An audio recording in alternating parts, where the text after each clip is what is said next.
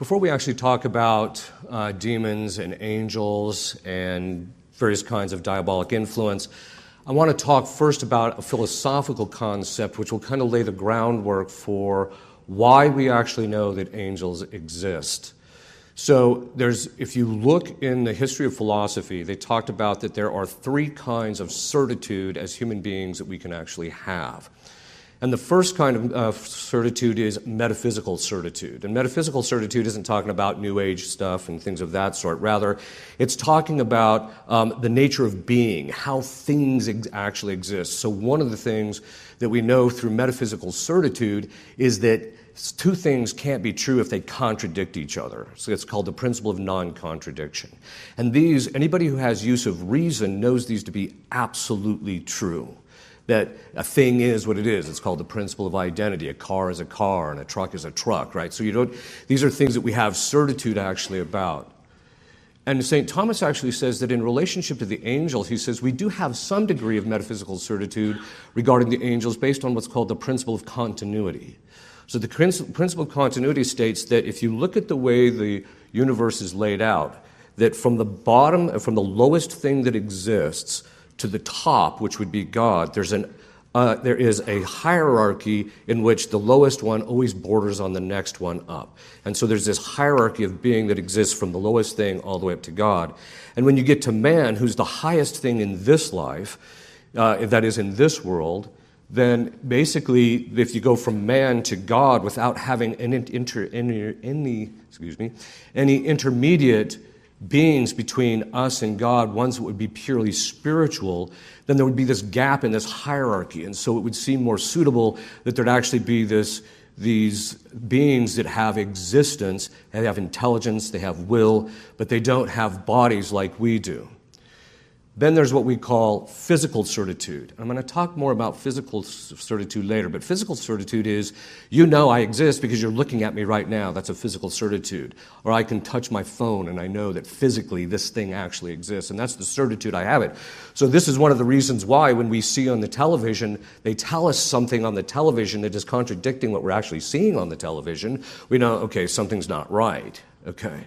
And so, but this physical certitude we'll see comes into play a little bit later, because there are times when certain people actually have physical certitude of the existence of demons, and even angels in certain respects, but I'm not going to spend as much time on that. And then we have what we call moral certitude. So moral certitude is, there's varying degrees of it. We can be morally certain, for example, so like the fact that, the scientists tell us about a particular thing, that they all tend to agree on a particular thing. When we have moral certitude, we don't have absolute certitude about those things. This is why science tends to kind of change over the course of time from time to time.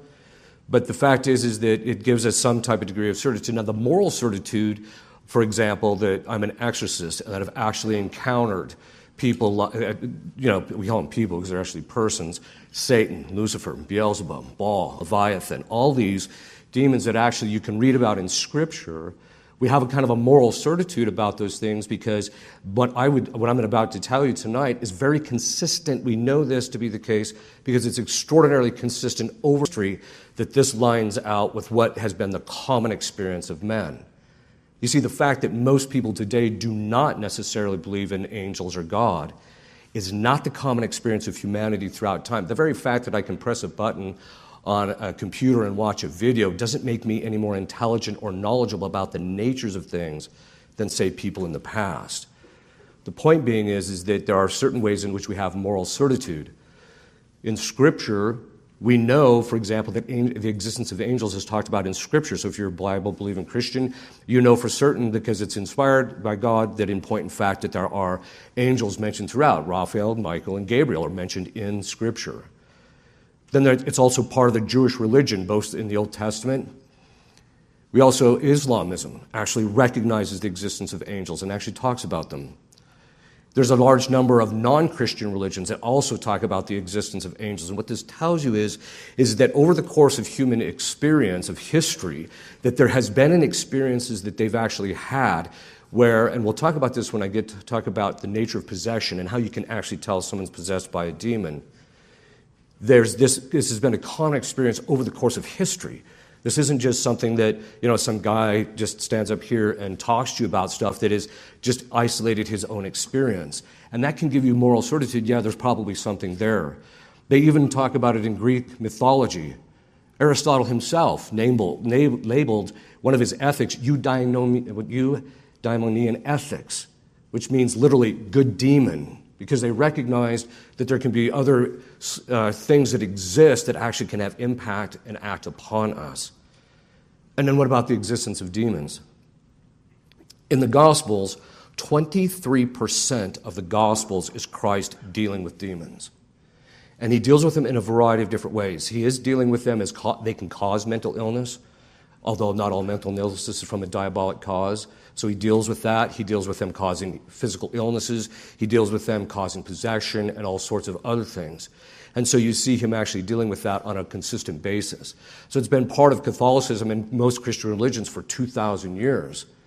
And since the time of Christ, the church has had exorcists who have been dealing with these things, and so there's a collective set of works. You have to know Latin and a few other languages, but you can get access to where they talk about how these particular beings actually function.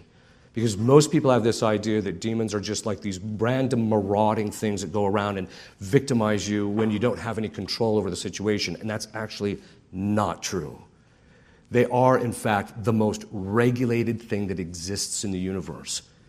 It's just that we can't understand their patterns when they attack us because their patterns are more complex, or they follow things that we don't know, and so as a result, we don't necessarily see it. But once you know the patterns, they're extraordinarily predictable, even in their own personal psychology, because every single demon is its own nature.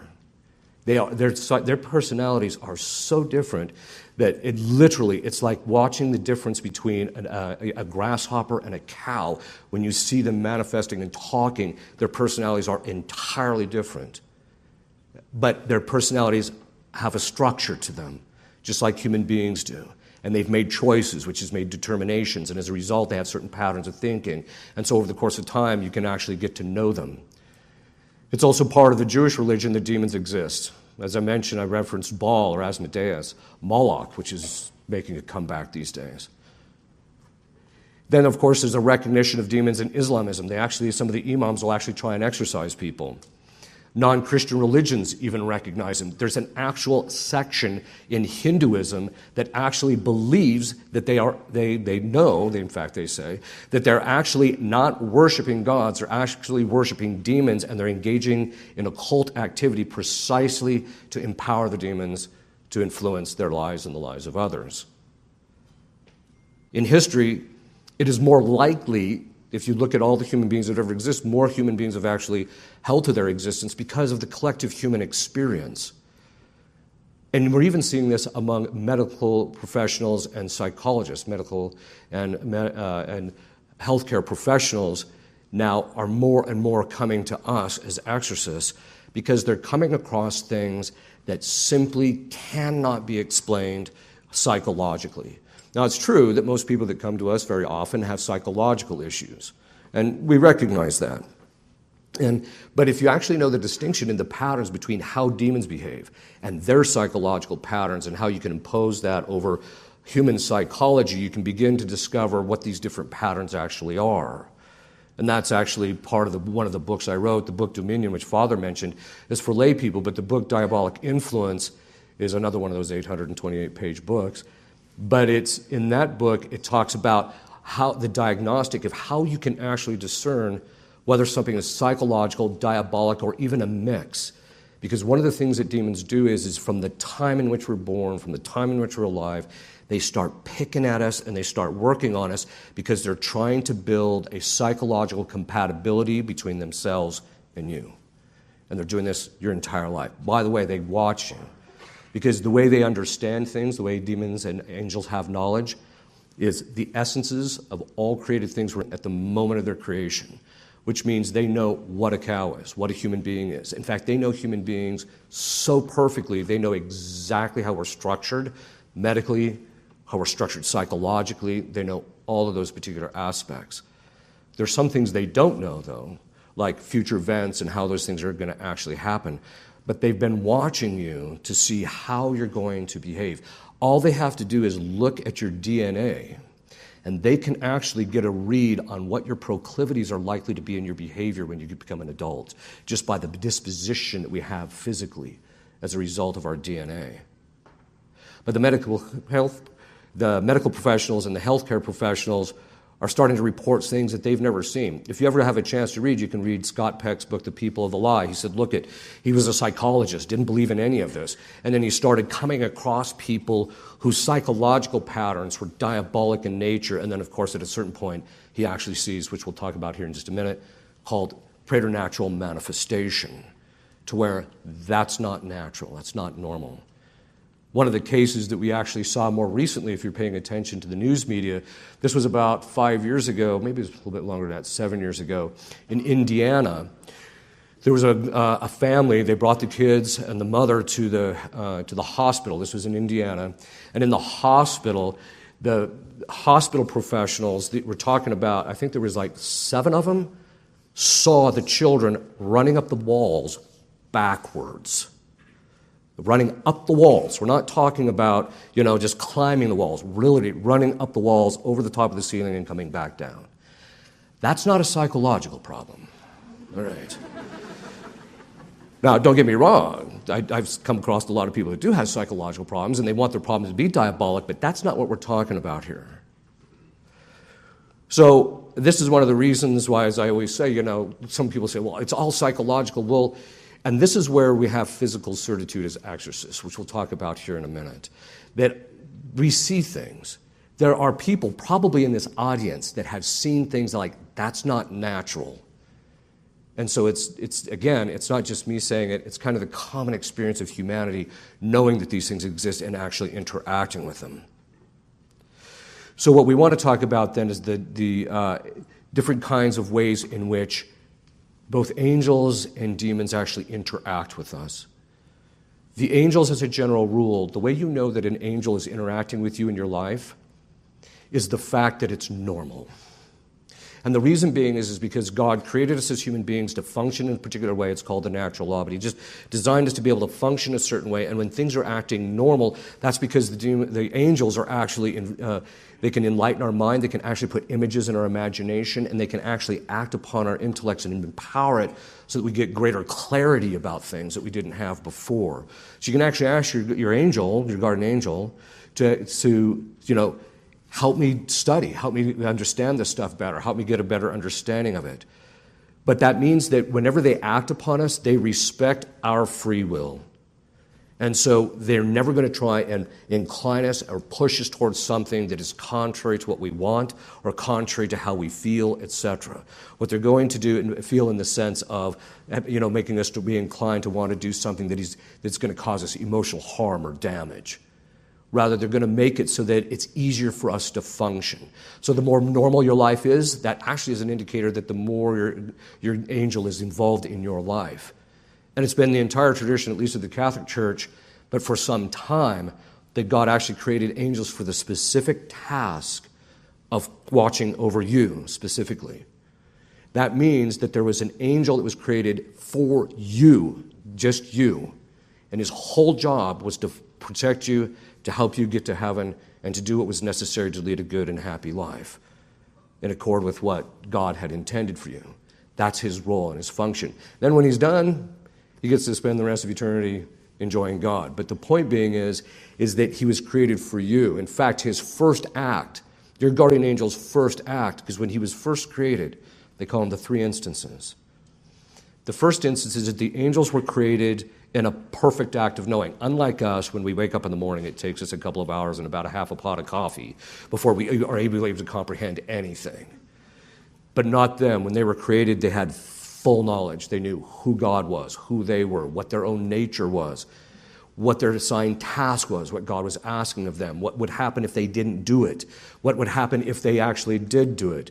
Part of the aspects of your life, they actually would know a little bit about you, not the full part of your life, but they would know parts about it.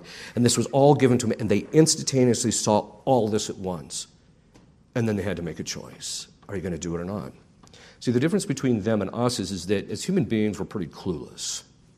In fact, we're pretty dumb. as a general lot. All you got to do is watch the mainstream news media, and you realize, yeah, people are pretty dumb, right? Okay. But that's not how they... And so when we make choices, God kind of cuts us slack. He has mercy on us because we're just so clueless at times. And later in life, when we realize, oh, that was bad, I wish I wouldn't have done that, that's why God gives us mercy, because he realizes that a lot of times we make choices that we wouldn't if we would have had fully known. But that's not the case with the angels and the demons. They had full, absolute comprehension. And so when they made their choice, they were either all in or they were all out. They either decided, I'm going to be on the side of God, and then St. Thomas says that's the second instance. The third instance is then God rewards them. They see him immediately. Of the demons who said, I will not serve, I will not do what you're asking for me to do. Because think about it. For an angel, he's much higher than us. He's much more noble as a creature than us. And it's basically like as if I asked you, hey, would you take care of my dog for the next 50 years? You're like, why am I got to take care of this dog, right? And it's because on the level of things, we're lower than that in relationship to them in certain respects. And so they had to make a choice to do this task but then God was going to reward them. And if they said no, then that means they were all in, which means their choice was permanent, fixed for all eternity, and they're never going to change. In fact, I've had them in session where I've told them, okay, so this is what you were created for, yeah, and this is what the nature is, yeah, and this is what you knew God would give you, yeah, and you're miserable with the decision you made, yeah, and it's now you've got this pang of conscience because you feel guilty for the rest of eternity, yeah, and you've got all this, yeah, and you do it again, yeah. That's the way they behave because they're all in. And this is why when they made their choice, it was pure, unadulterated malice. Those are those that fell, the demons, because God was offering them goods that were so far beyond what we comprehend, and yet they still said no to it, and that's malicious. But these angels, and because each has their own nature, they have a certain psychology. And because they've made choices, they have certain patterns of thinking as a result of that. So when you deal with demons a lot of times, it's like they're obsessing all the time. It's like dealing with an obsessive-compulsive kid, right? Because they're just like constantly, that's all their focus is, because that's what their will is now fixed on. Human beings, it takes us a while to kind of get like that, to get our wills to the point where they're fixed in that regard, or for the most part. In this life, through God's grace, we can always change, regardless of the choices that we've actually made. So the angels, they protect us. They do a variety of different things. In my book, I talk about there's 9 choirs of them. There's literally billions of them. We're all created instantaneously, all together, all at once, before and actually simultaneously when the earth was first created, according to the fathers. So when the material created order was initiated, the whole totality of angels were created all at once. Christ then, of course, because they have a specific structure, but then there's also another thing. Christ said to the apostles, all authority on heaven and earth has been given unto me. Go therefore and baptize all nations. Now, what was he saying? What it means is that at this point now, no demon can do anything whatsoever without the permission of Christ. Nothing. It doesn't matter whether we believe in Christ or not. It doesn't matter. In relationship to the demon's involvement in your life, they cannot do anything without Christ's complete determination. I'll give you an example. So one time I was working with this woman, and one of the possessors was possessing the woman's lower back. And so at a certain point, when I got him to the surface, I commanded him to tell me, what's the story with possessing the lower back? He says, I don't know. So then I commanded the body. When they can manifest, that is when the demons can actually show themselves in the person that they're possessing, the degree of the manifestation, the kinds of manifestation, what part of the body they possess, how long the manifestation actually is, how they can attack the individual. And literally every single thing down to the iota is completely determined by Christ.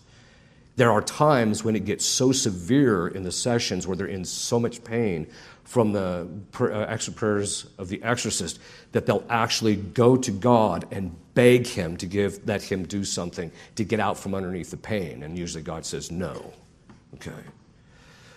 So what do they do in relationship to us? Well, there's infestation. That's when they can get into homes and locations and buildings and things like this.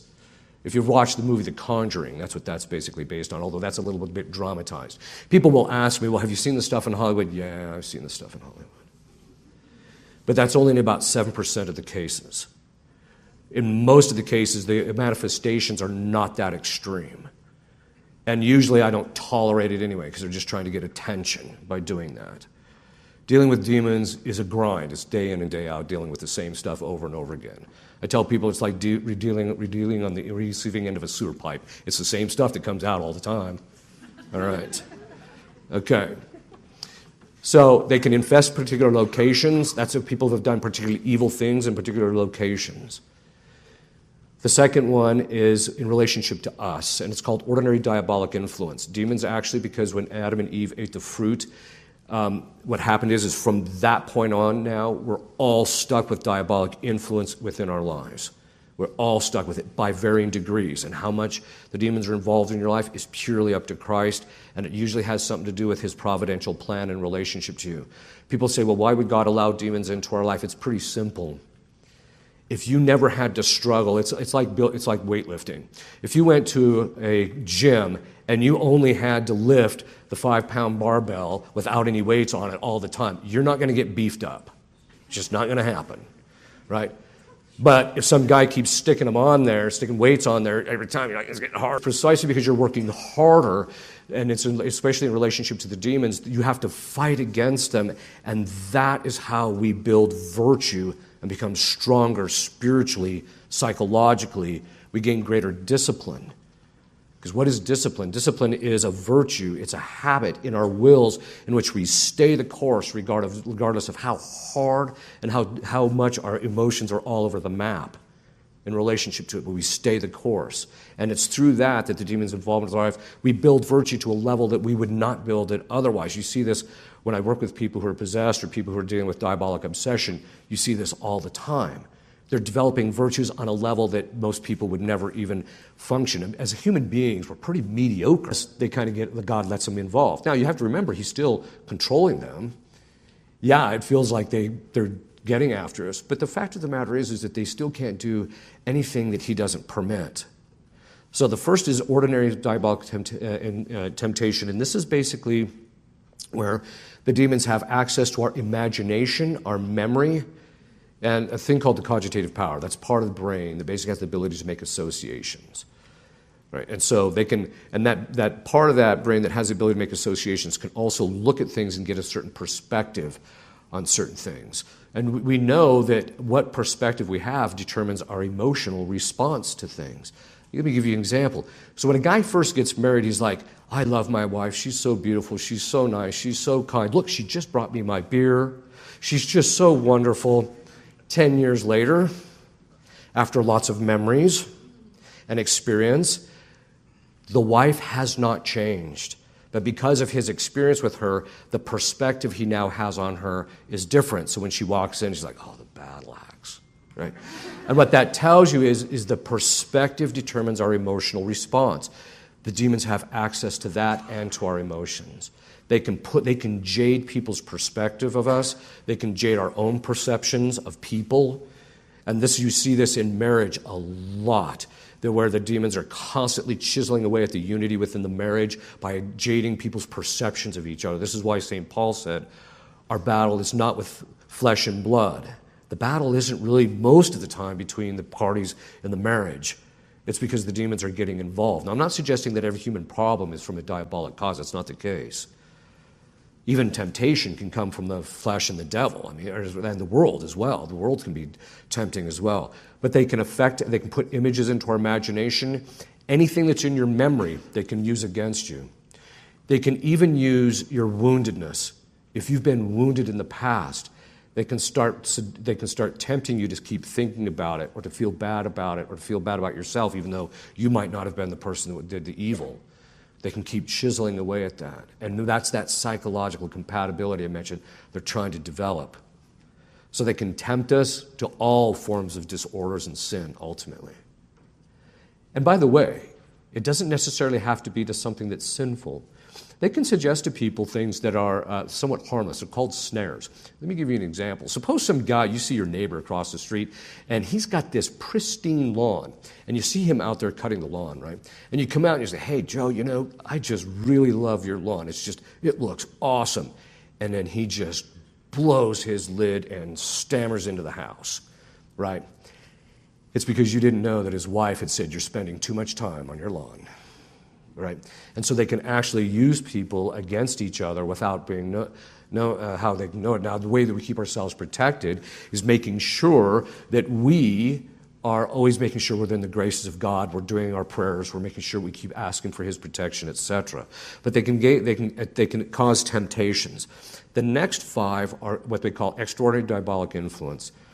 The first is called dolor, which I've never seen an authentic case about it. I've only read about it. And this is where demons are permitted to actually physically accost and beat people who are actually good and holy people. So Padre Pio, John Vianney, people like that, this happened to them. I haven't seen any authentic case of it in modern, at least in my casework that I've done over the last 17 years. So you don't have to see, you don't see those. The next is what's called diabolic oppression. This is where they attack people from the outside. And by that we mean they start attacking people's finances, their health, their relationships. They can attack their job situation. In fact, there was one time this one guy lost his job, and when we went back to ask, and he was under this diabolic oppression because there were other patterns that were patterning out in his life. He asked the boss, why'd you fire me? He says, I don't know. Because they can jade people's perceptions. But they can also affect people's health. Now, I'm not suggesting that your health issues are, diabolic. In fact, usually people say, hey, Father, I had this problem. We'll go see a doctor, is usually my response. But once in a while, you'll actually get things where they're actually diabolic in nature. So there was a case in Memphis. They brought me this guy, and they said, would you pray over him? I'm like, yeah, but I don't have the gift of healing. That's just not my thing. And I said, but I'll pray over him. So I did a minor exorcism. He had fourth stage pancreatic cancer. He had less than 3 weeks to live. He was cancer-free a week later. What that tells you is that demons can afflict our health and the things of this sort. Again, I'm not suggesting that they're all that way.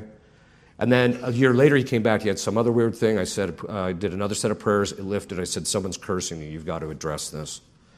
So oppression.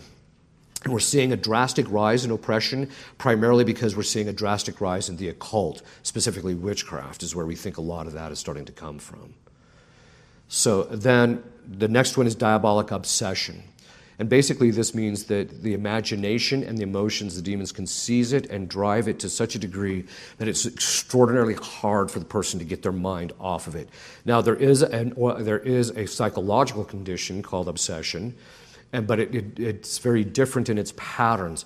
And the difference is because psychological obsession is something in which the person has developed a set of habits over the course of years. And so as a result of that, developing that set of habits, what's happened is their mind and their appetites or their lower faculties have gotten into this pattern of just ruminating about things and thinking about things, etc., and basically obsessing over things. And so if you pray over those types of people, nothing's going to happen. And also, it tends to be fairly consistent. And it tends to be from external stimulus. If somebody says something, it can kind of trigger them and things of this sort. But that's not how diabolic obsession works. Diabolic obsession will switch on, and there's no external cause. And then the person's like completely angry, for example, for a while, and then it just switches off. And so you'll see that pattern of going in and out of that kind of thing. And that's a pretty clear indicator that it's diabolic obsession. Very often when people come to confession and the priest gives absolution, it will flatline that diabolic obsession pattern for a while, and then it starts again. And that's an indicator that the person has to actually work on it, that the demons are actually the ones driving it. Because again, Christ controls it, so they can't be at you all the time. But they do attack people and drive their emotional responses. And this is something that we're starting to see a drastic increase in that. The primary area that we're seeing an increase in that is among young men, 25 to 35, because they're watching pornography. And the pornography now is the Satanists taught both the people in Hollywood and in the music industry. You can actually look this up. This is not conspiracy theory. But they also taught the people in the porn industry that if you curse the master copy of the film or of the audio, then all the copies made from that can carry the curse, and when people listen to it, it will actually affect them.